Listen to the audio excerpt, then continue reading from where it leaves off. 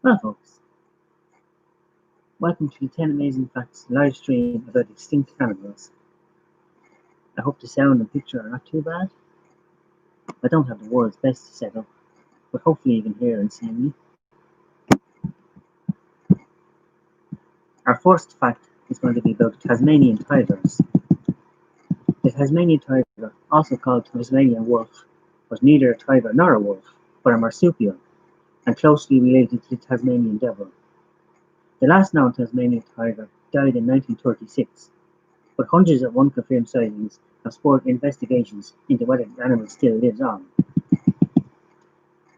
The size of this animal was about 39 to 51 inches, 100 to 130 centimeters long, and the tail added 20 to 26 inches, 50 to 65 centimeters in its length. They weighed 33 to 66 pounds, that's 15 to 30 kilograms, according to the Encyclopedia Britannica. Tasmanian tigers look like dogs with yellowish fur, with black stripes across the body and a thin, almost rodent-like tail. Fossil evidence suggests that the modern animal, the modern version of it, emerged about 4 million years ago. Once widespread across Australia, the animal disappeared everywhere except Tasmania about 2,000 years ago, according to the National Museum of Australia. The disappearance is likely due to competition with dingoes. Modern people discovered the animal in Tasmania, thus its name. While it had a vicious appearance, Tasmanian tigers were actually very timid animals and could be captured without any fight. They would often die suddenly, perhaps from going into shock, according to the Australian government. Researchers think that Tasmanian tigers located prey by scent and hunted for the most part at night. They would always hunt alone or with just one partner. They were mostly quiet creatures, but when hunting they would make yapping noises, much like a small dog. Their diet, while they were meat eaters, they hunted kangaroos, sheep, and wallabies. Reportedly, though, there is little research into the eating habits of these animals. They could open their mouth also to 90 degrees. However, a study in August 2011 found that the Tasmanian tiger wouldn't have been able to kill large prey because of its weak jaw. The authors thought the animal would have hunted for small marsupials like wallabies and possums only. Tasmanian tigers have pouches. Their pouches face their hind legs. In their pouch, a female will carry 2 to 4 hairless babies at once. As the babies grew, the pouch expanded to accommodate them. After the babies became older, the mother would leave the young in a lair, such as a cave or hollowed log, to go hunting. They likely lived 7 years in the wild, although they lived up to 9 years in captivity. It is estimated there are around 5,000 Tasmanian tigers in Tasmania when the Europeans settled in the area. In 1830, the Van Diemen's Land Company introduced bounty on the animal, and in 1888 Tasmanian Parliament placed a bounty of £1 on these animals. According to the Tasmanian Parks and Wildlife Service, the last wild Tasmanian tiger was killed between 1910 and 1920. In 1936, the last known animal in captivity named Benjamin died in Australia. This was just 2 months after the Australian government made the animal a protected species. The International Union for Conservation of Nature lists Tasmanian tigers as extinct. However, there have been hundreds of sightings of the Tasmanian tiger over the last 100 years or so. In fact, some of the latest sightings have spurred an investigation into are the animal actually extinct or not. Well, that was all the facts I have about the Tasmanian tiger. I hope you're enjoying this video. Please let me know about the sound quality. Can you hear me? What?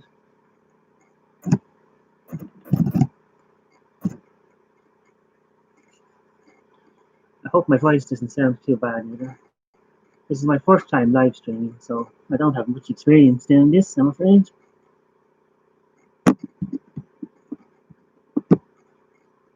Now, the next animal we're going to talk about is an animal you might not realize was extinct.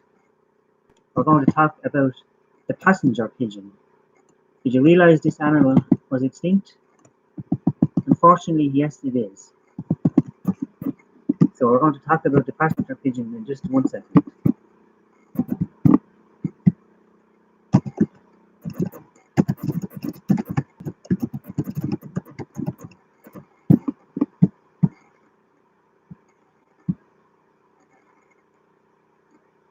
I was the one who commented in your critic thread.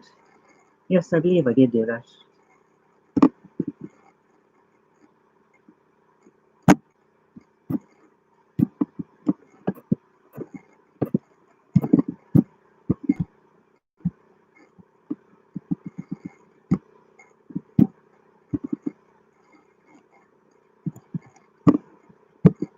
Passenger pigeons were, of course, once very popular. They were used during wars to send messages between cities and armies. At the start of the 19th century, the passenger pigeon was actually the most common bird in North America, possibly even the entire world, with a population estimated at 5 billion or so individuals. However, these birds weren't evenly spread out over the expanse of Mexico, Canada, and the United States. Rather, they traversed the continent in enormous flocks that literally could block out the sun and stretch for dozens or even hundreds of miles end to end. Nearly everybody in North America actually ate passenger pigeons. The passenger pigeon figured prominently in the diets of both Native Americans and the European settlers who arrived in North America in the 16th century. Indigenous people preferred to target passenger pigeon hatchlings in moderation, but once immigrants from the Old World arrived, all bets were off. Passenger pigeons were hunted by the barrel load and were a crucial source of food for inland colonists who might have starved to death otherwise. If you're a fan of crime movies, you may have wondered about the origin of the phrase "stool pigeon". In the past, hunters would tie a captured and usually blinded passenger pigeon to a small stool, then drop it onto the ground. Members of the flock overhead would see the stool pigeon descending and interpret this as a signal to land on the ground themselves. They were then easily captured by nets and became sitting ducks for well-aimed artillery fire. Things really went south for the passenger pigeon when it was tapped as a food source for increasingly crowded cities in the eastern seaboard. Hunters in the Midwest trapped and shot these birds by the tens of millions, and shipped them their piled up carcasses east to feed a new network of railroads. Passenger pigeon flocks and nesting grounds were so dense that even an incompetent hunter could kill dozens of birds with a single shotgun blast. Another thing that led to their downfall is they could only lay one egg at a time. Female passenger pigeons laid only one egg in closely packed nests atop the dense forests of the northern United States and Canada. In 1871, naturalists estimated that one Wisconsin nesting ground took up almost 1,000 square miles and accommodated well over 100 million birds. Not surprisingly, these breeding grounds were referred to at the time as pigeon cities. Deforestation and hunting also doomed the passenger pigeon. Hunting alone could not have wiped out the passenger pigeon in such a short period of time. Equally important was the destruction of North American forests to make room for American settlers bent on manifest destiny. Not only did deforestation deprive passenger pigeons of their accustomed nesting grounds, but when these birds ate the crops planted on cleared land, they were often moved down by angry farmers. You don't often read about it in popular accounts, but some forward-thinking Americans did try to save the passenger pigeon before it went extinct. The Ohio State dismissed one such petition in 1857, stating that the passenger pigeon needed no protection. Wonderfully prolific, having the vast forest of the north as its breeding ground, travelling hundreds of miles in search of food. It is here today and elsewhere tomorrow, and no ordinary destruction can lessen them, is what the Ohio State Legislative Committee said. The last known passenger pigeon died in captivity in 1914. By the end of the 19th century, there was only probably nothing anyone could do about it to save the last few passenger pigeons. Only a few thousand birds remained in the wild, and the last few stragglers were kept in zoos, private collections, and similar. The last reliable sighting of a wild passenger pigeon was in 1900 in Ohio, and the last specimen in captivity, named Martha, died on September 1st, 1914. Today, you can only see memorials to these wonderful birds. It may actually be possible to resurrect the passenger pigeon. Although it is now extinct, scientists still have access to its soft tissues, which have been preserved in numerous museums which have specimens all over the world. In theory, it may be possible to combine fragments of DNA extracted from these tissues with existing species of pigeons and then breed the passenger pigeons with existing pigeons to bring them back into existence. This controversial process, known as de-extinction to date, has not worked, but it has been tested in theory.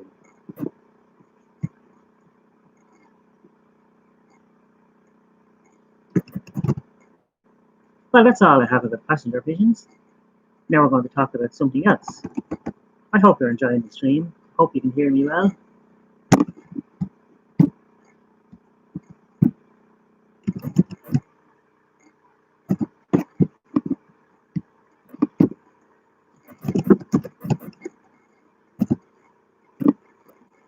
Oh, that was a lot of talking. I'll just get my breath back for a second.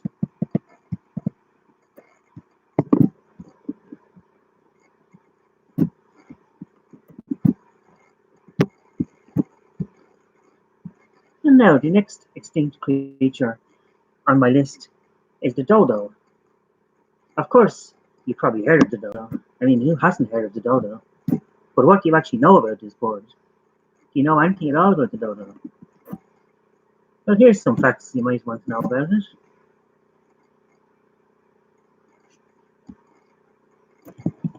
The dodo is an extinct flightless bird who lived in the Indian Ocean. It is usually placed in the same family as pigeons, but it's sometimes separated.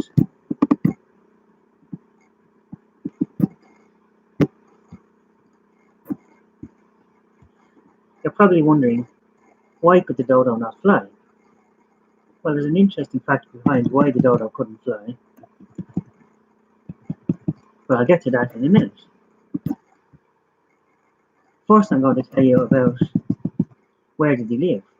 Dodos lived in the island of Mauritius in the Indian Ocean, and they were found there and nowhere else in the world. Now, why they couldn't fly? Because they were confined to two legs. The most likely answer is simply because they didn't need to. As natives of an island with no predators, the ancestors of the dodo didn't need to fly because they didn't need to escape anything. Flying is also energetically costly, so over time it was not favoured by natural selection, and flightlessness was passed on to subsequent generations.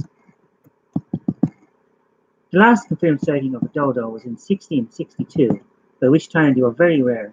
They probably persisted for a while after this date, and scientists have used analysis to estimate the actual year of extinction as 1690. Due to their inability to fly and the lack of previous exposure to predators, dodos were at a risk as soon as sailors, in this case Dutch sailors, landed on their island in 1598. Contrary to popular narratives that these sailors hunted and ate the birds into extinction, it is highly unlikely this was the case. These people actually brought the dodos home with them, rather than ate them. What really killed off the dodos was invasive species like shiprats, domestic cats, dogs, and pigs. These species outcompeted the dodos for food, and in some cases even attacked and killed the dodos. They predated on their eggs as well. This led to a decline in numbers and eventually complete loss of the species forever. The loss of the dodo, a charismatic and culturally significant species, is a poignant example of the damage human activities can do to animals, particularly isolated island dwellers. Island species are especially at risk as they are often endemic and they cannot move to new locations. One modern parallel to the dodo is the kakapo, another flightless bird that is at risk of extinction due to invasive domestic animals. Preventing the spread of novel invasive species is one way of protecting these animals, such as the dodo. Sadly, it's too late for the dodo.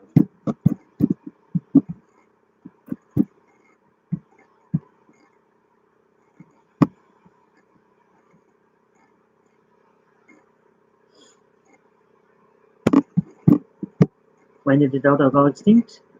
Oh, about 400 years ago. The dodo has been extinct for a long time, unfortunately.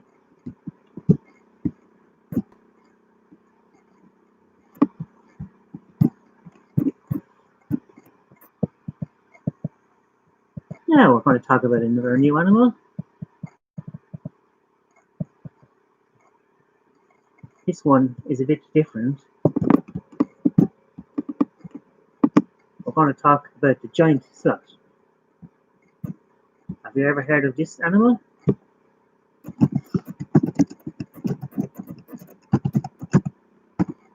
The giant ground sloth, or the giant sorry, the giant ground sloth was the biggest slot to ever live.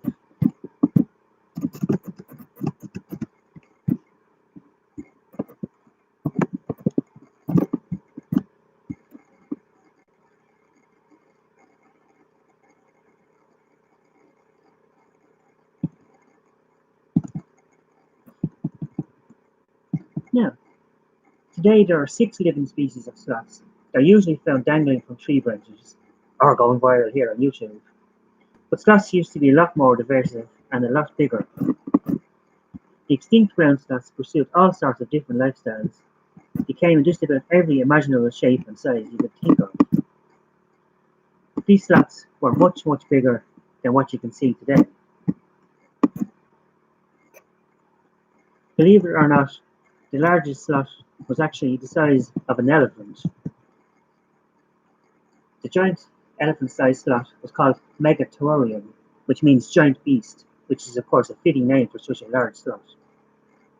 This sloth weighed several hundred tons, reached 20 feet in length, and when reared up on its hind legs, stood well over 12 feet tall. The biggest sloth of all time lived in South America between 5 million and 11,000 years ago, above the equator. Its slightly smaller cousin, the 6,000-pound sloth, managed to spread as far north as New Jersey. All ground sloths were quadrupedal. God, I found it hard to pronounce that word. Anyway, while they were more than capable of standing up on 2 legs, the animals preferred to get around on 4. But individual species differed widely from each other in terms of limb posture. Scientists have divided ground sloths into 4 recognized families, and only one, the megalonygoids, stood flat on their rear feet like humans do. Because of the shapes of their ankle and their hind legs, sloths tended to trudge along, putting weight on the outer sides of their feet. At least some of these giant beast sloths had armor plates buried in the skin of these ground sloths, including one called the Harland ground sloth, whose range extended from Florida to Washington. There was a series of small bony discs.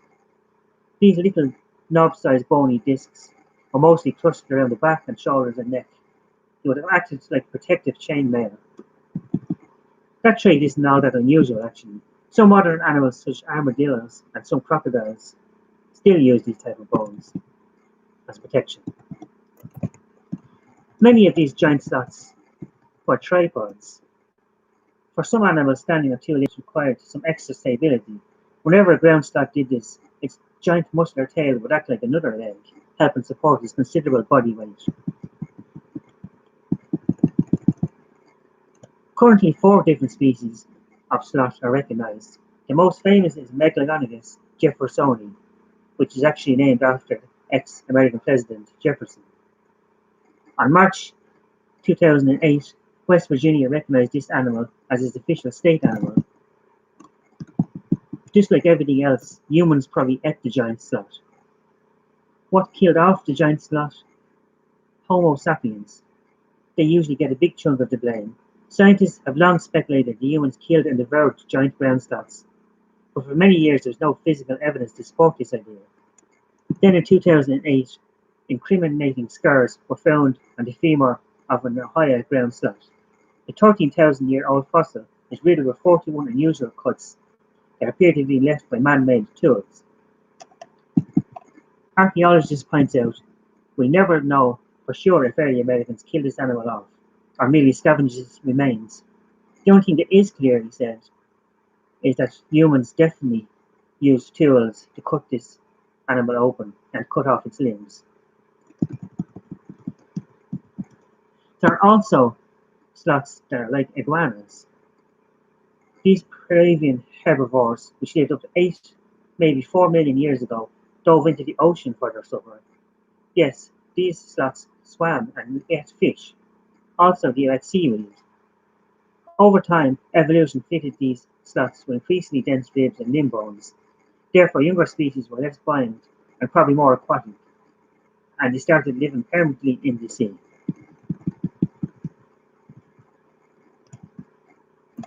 Some sloths were very good diggers. In all likelihood, a browsing sloth could pull down tree branches with strong forelimbs. However, some sloths may have gathered food by digging it up. Experts argue that their wide, flattened claws are like ideal tools for excavating roots and tubers. One slot, one giant slot didn't actually go extinct till a little bit more recently. Well, when I say recently, it was still 11,000 years ago, but that's recent in terms of the whole world. The Caribbean islands were home to this slot. This is where they made their last stand. The last slot went extinct in the Caribbean islands, the last giant slot, that is to say. These giant slots were 200 pounds and they were complete vegetarians. They waddled across the Caribbean islands. Well, they started about 11,000 years ago, and the last one probably died out about 4,200 years ago. One can only wonder what those giant slots were like to pass by. Unfortunately, we'll never know.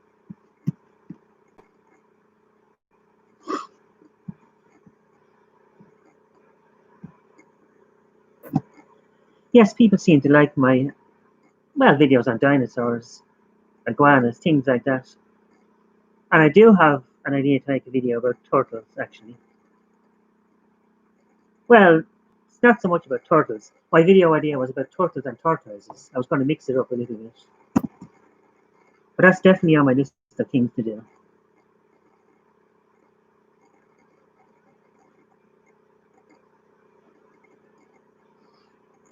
Now, that's about all I can think about talking about giant sloths. So I wonder what's going to be next.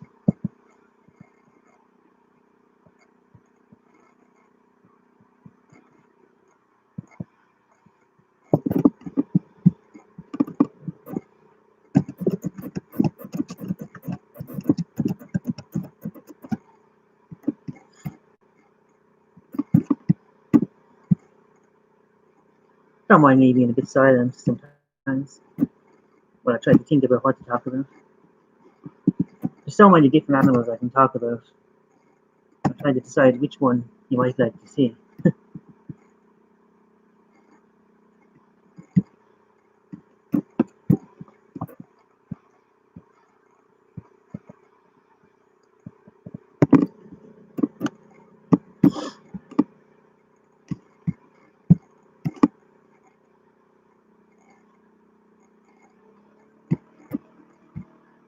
You want to do videos on topics that no one does. So what kind of topics do you think that nobody does?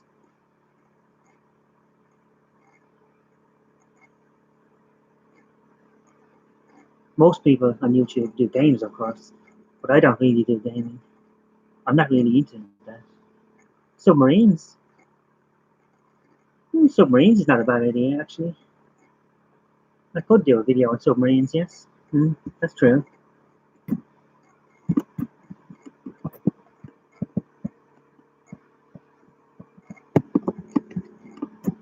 Okay.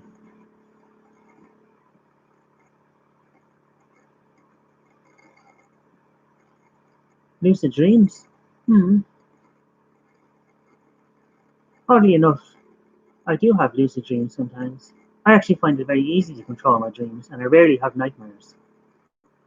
Optical illusions, that's a good one too. Right, our next extinct animal is going to be about an animal called Haast's eagle, which is one of the biggest eagles to ever exist. In simplest terms, the Haast eagle is in essence a giant eagle, and one that focused upon hunting only the largest prey available to prehistoric New Zealand. The large fragrous moa birds were its prey. Isolated remains and estimates of them suggest that the largest Haast eagle could attain a wingspan of up to 3 meters long, though 2.5 meter wingspan is easily established from the majority of known remains. Even with a lower estimate, however, the Haast eagle still had a wingspan roughly equivalent to today's largest eagle, such as the Stellar sea eagle, wedge-tailed eagle, and similar. Oh, that's just my son that's coming in there. Don't mind him.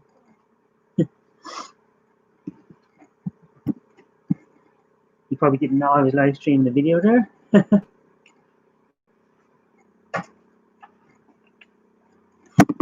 Well, anyway, that's the video interrupted a little bit. So where was I? Oh yes, I was talking about the Haast eagle. Where the Hass eagle really wins in size, though, is by its weight. Most modern eagles, including the females, which are usually larger than the males, never exceed 9 kilograms in weight when living in the wild. Estimates of male Hass eagles, however, range from 9 kilograms all the way up to 12 kilograms, but females could weigh as much as 14 to even 15 kilograms. This means that the Hass eagle is probably one of, if not the heaviest eagle that we ever know to have taken to the air. Because of the extra weight, it is believed the Hass eagle could launch itself into the air by jumping up from the ground while flapping. The Hass eagle was not a bird that was adapted for long-range soaring over great distances like modern eagles. The relative shortness of its wingspan is a clear indication that the Hass eagle was adapted for flight among trees and other locations where there was not much room to open up its wings. By proportion, the tail had become enlarged to cover a larger surface area, something that would help to create lift in the absence of larger wings.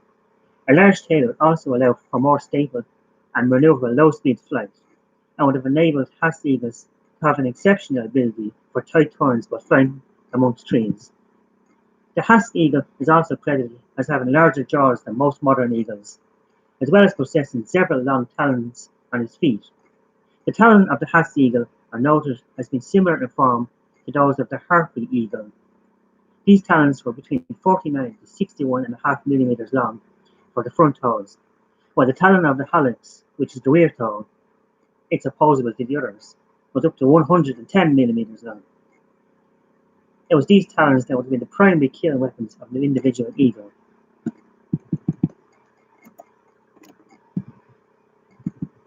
We're not really sure why the Hass eagle went extinct. They went extinct around 14,000 AD. This is about the time that moa birds also died out.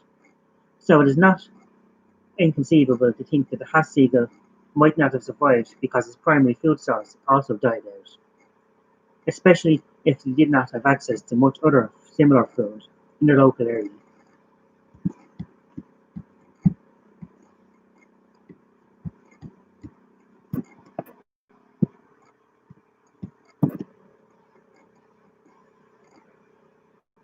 Well, I don't know if you're enjoying this video or not. I hope you are. You can hear me okay and everything, yeah?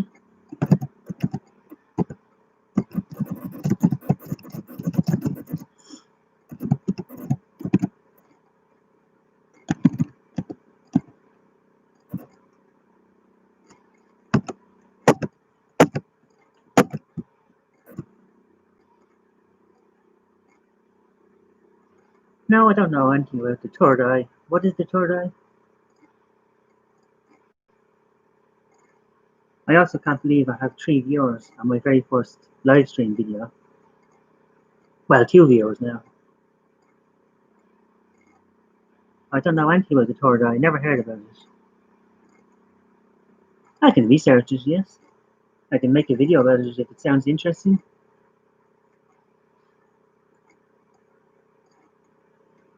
It's definitely something to think about, alright? Oh, always research. Always research interesting topics.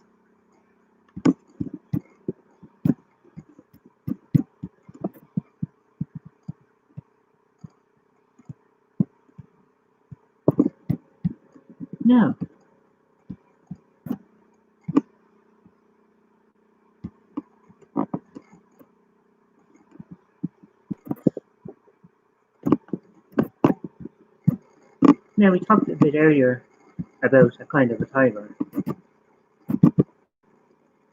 But there's one extinct tiger everybody talks about, everybody knows well. That is, of course, the saber-toothed tiger.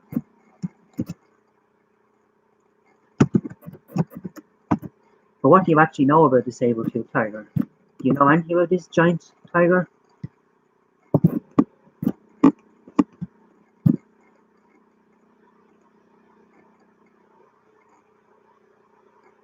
Yeah, you could send me a link, yes. That'd be good. I wouldn't mind a link, of course.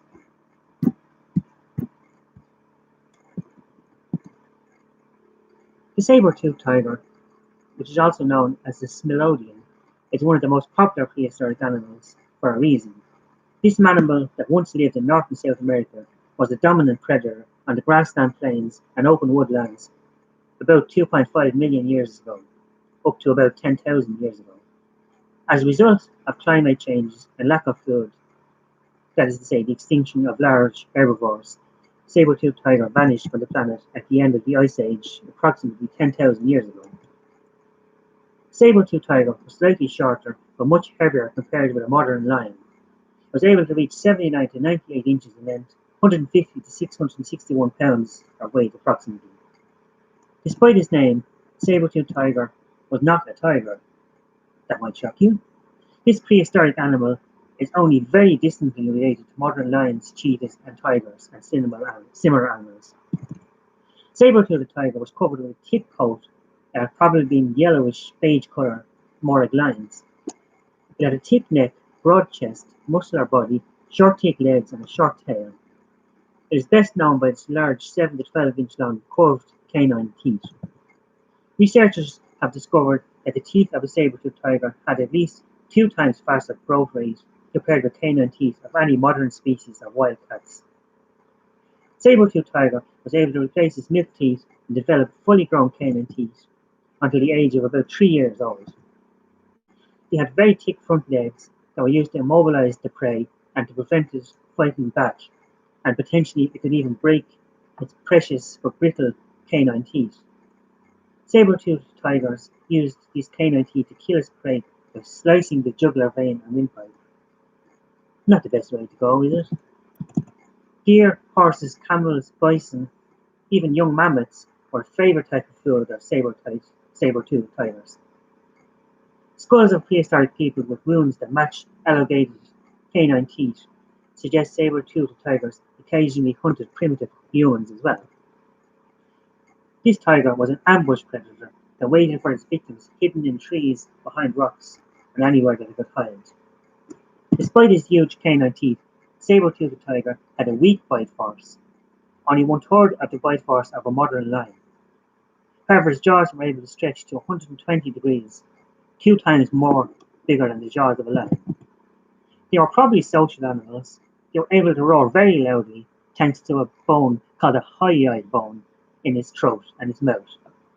Saber-toothed tigers didn't really have any natural enemies, though they did have to compete for food with American lions, dire wolves, lynx, pumas, and even modern humans at the time, the equivalent of modern humans at the time.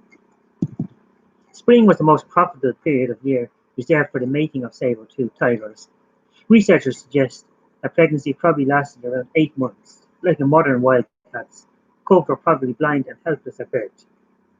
The exact lifespan of a saber-toothed tiger is believed to have been about 20 to 40 years. More than 130,000 bones of saber-toothed tigers have been found in the La Brea tar pits in Los Angeles. Well, that's all I've got about saber-toothed tigers. I'm not really sure what else I can do about saber-toothed tigers.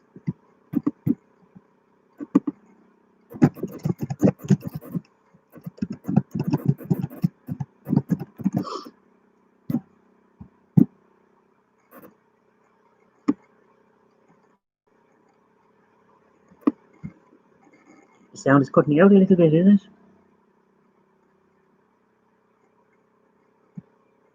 Okay, I'm going to try to adjust that. Just give me a second.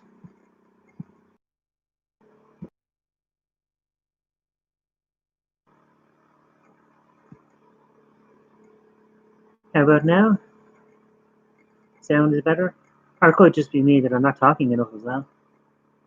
Where am I from? Oh, I'm from Ireland. I'm Irish.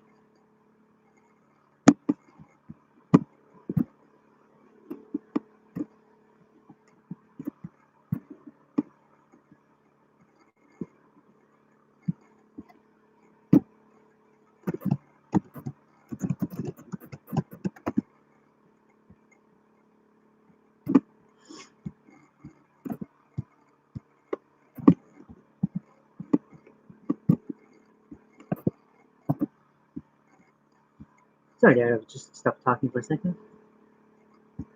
I'm just trying to sort out why is the sound cutting out.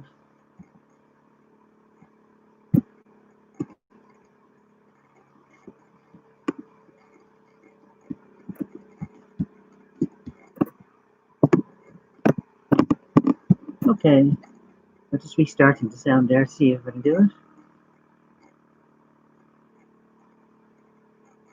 My family? Yeah, I have a family. You probably saw my son in the background there earlier. I have a son and a daughter and a wife and a mother-in-law. But let's not talk about her. They're from India. Someone said they're from India. I've never been to India, unfortunately. Someday I'd love to go. Hey, maybe I can even make a video about India sometime.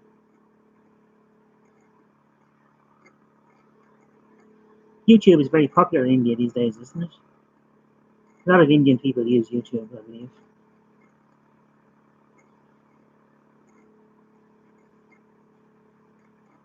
Oh my god, my video's been going on for 36 minutes already. The time flies by when you're having fun. Some of my let me say that again. Some of my subscribers are from India. Interesting. There's one thing in India that I'd love to be able to use. That's the new YouTube Shorts. But the YouTube Shorts is only currently available in India, so I can't use it right now, unfortunately.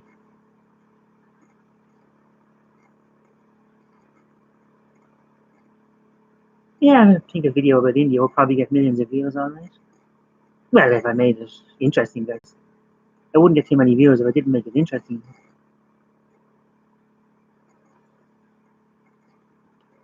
Thanks for the likes, by the way. I see I got 2 likes.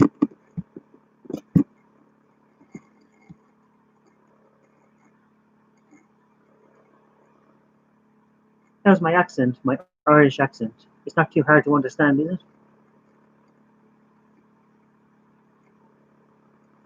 I know I have a little bit of a strong accent.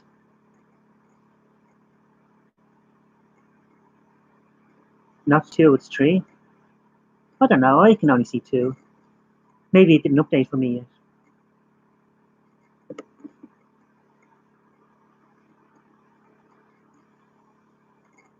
Yeah, Irish people do tend to have a strong accent. Irish English is much stronger than American English or even UK English. We tend to have a very strong accent. But hopefully you can still understand me.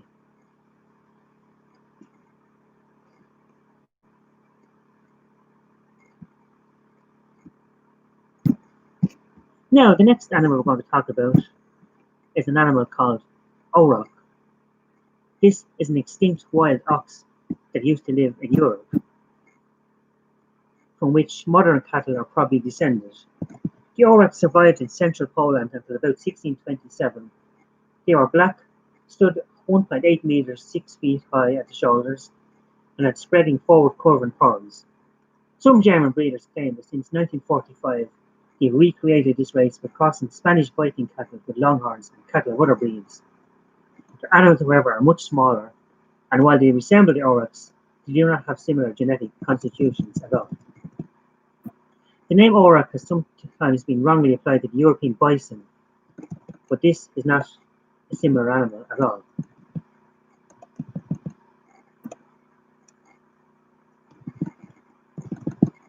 I'm sorry there, just having some trouble with the sound again. Oh, you want to leave to go eat your dinner? Yes, yes, of course. Thanks for joining me anyway. Thanks for taking part in my video. I was just having some trouble there with my sound again.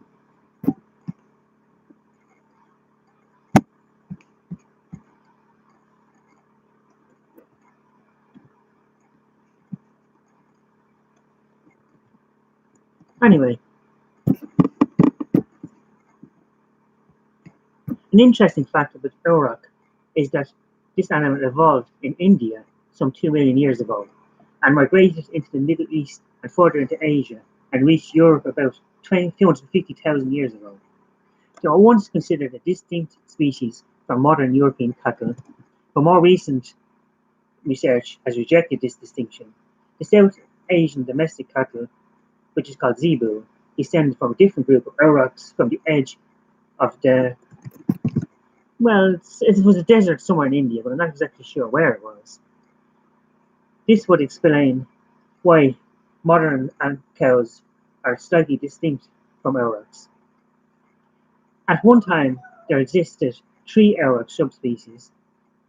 Most of these subspecies lived in India, some were in North Africa, and some were in Middle East. Only the European subspecies has survived until recent times. Aurochs are depicted in many Paleolithic European cave paintings, such as those found in France. Their life force may have been attributed to magical qualities, if you believe that type of thing, for early carvings of the aurochs have also been found. The impressive and dangerous aurochs survived into the Iron Age and was worshipped throughout that era as a sacred animal. They were associated with the great goddess Mithras. Domestication of aurochs began in the southern Mesopotamia area from about around the 6th millennium BC, while genetic evidence suggested that aurochs were independently domesticated even, in modern Africa and in India. Domestication caused dramatic changes to the looks of these creatures, to the extent that domestic cattle must now be regarded as a separate species.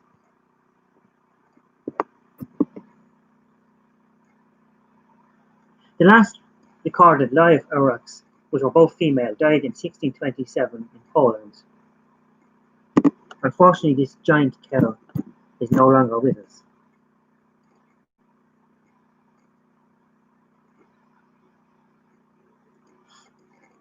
Okay, you both want to go to eat dinner. I can always pause my video here and come back later. I think it's gone on long enough for 42 minutes anyway. We can make another stream later.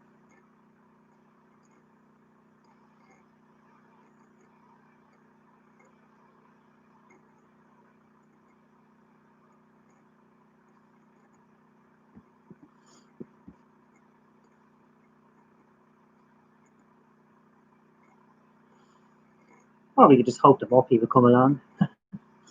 You never know, I might get more viewers.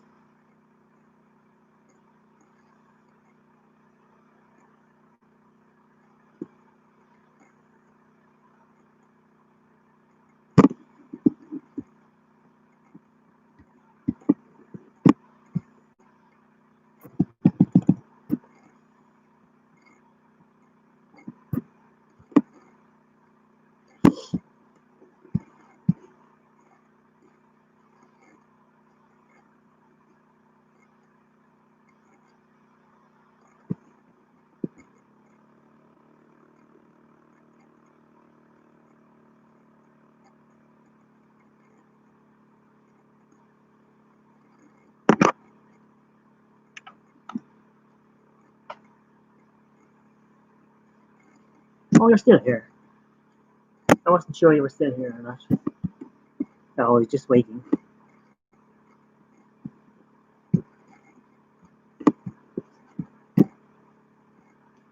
Okay. Is there any particular extinct animal that you would like to know more about? I can talk about any extinct animal you would like.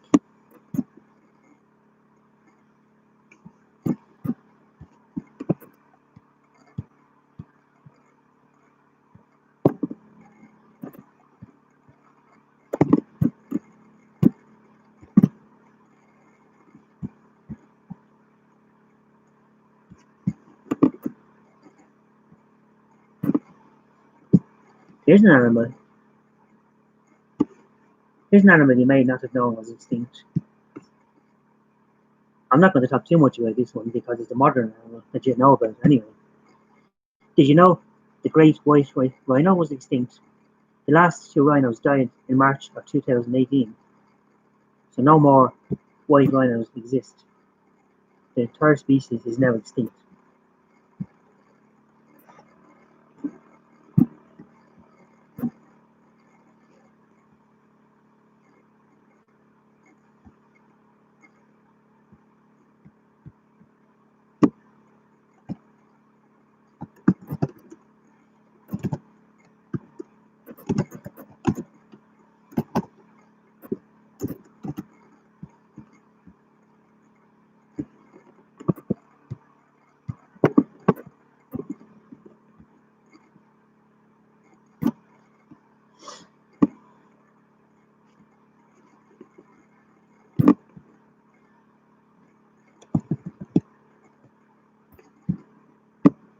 Okay, now we're going to talk about an animal which is called the quagga. It is a cross between, I'd say it's a cross between a horse and a zebra. It's kind of similar like a horse and a zebra, but slightly bigger than both. Quagga is an extinct subspecies of zebra which lived approximately 300,000 years ago, all the way up to about 150 years ago.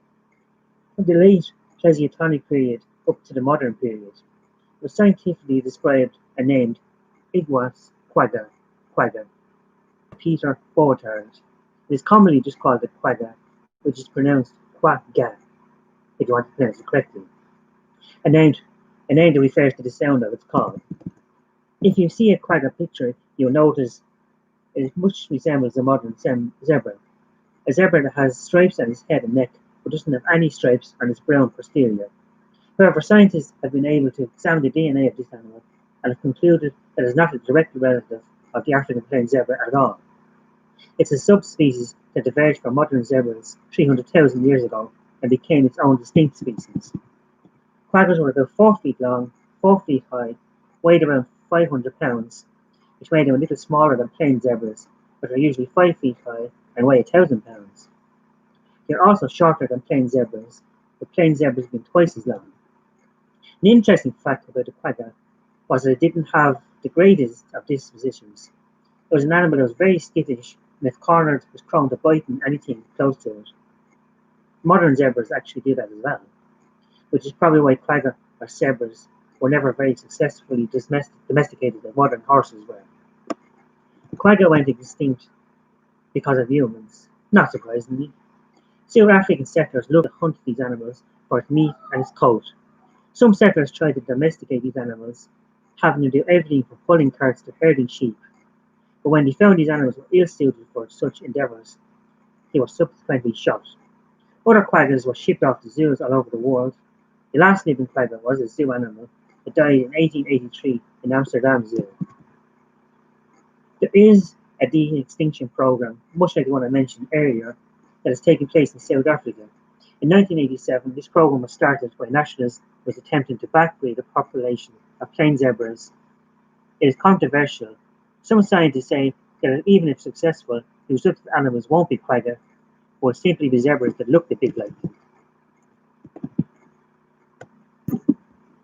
Well, that's about all I have about the quagga. Now, what other extinct animals can I talk about?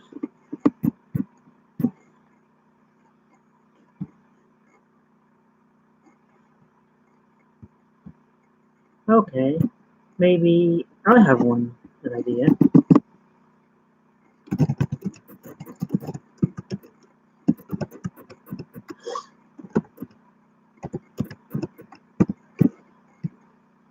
I'm going to talk next about an animal called the golden toad. But before I do that, how was your weekend? Are you enjoying your Sunday?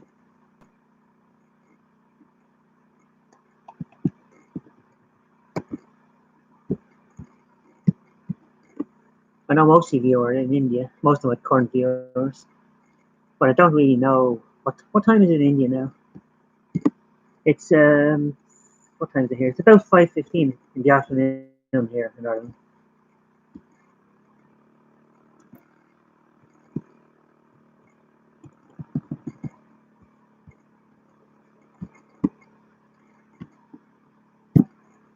Okay, the golden toad, which was last seen in 1989 and is now presumed to be extinct, unless some individuals are miraculously discovered in Costa Rica, which is his natural home.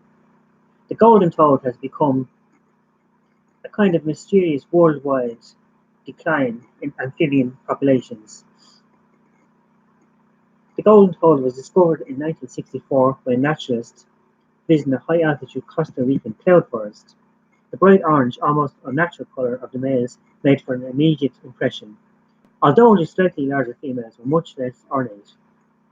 For the next 25 years, the golden toad could only be observed during the spring mating season, when large groups of males would swarm over less numerous females in small ponds and puddles. The extinction of the golden toad was sudden and mysterious. As recently as 1987, over 1,000 adults were observed mating. and only a single individual in 1988, and 1989 nothing, and nothing since 1989. There are two possible explanations for the demise of the golden toad. First, since this amphibian relied on very specialized breeding conditions, the population could have been knocked for a loop by sudden changes in climate. Even 2 years of unusual weather would have been enough to wipe out such an isolated species.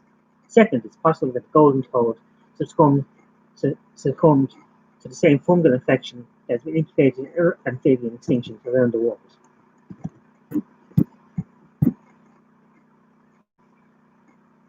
Well, that's about all I have to say about the golden toad.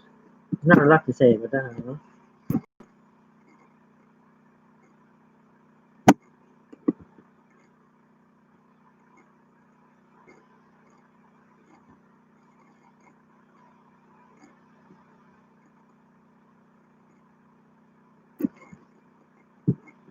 I mentioned earlier about the white rhino going extinct. Unfortunately, the black rhino is also extinct. The majestic West African black rhino was declared extinct in 2006 after, after people failed to find any in their last remaining habitat in Cameroon. There are four types of rhinos. The black rhino and the white rhino are extinct. The other two rhinos are endangered but still alive.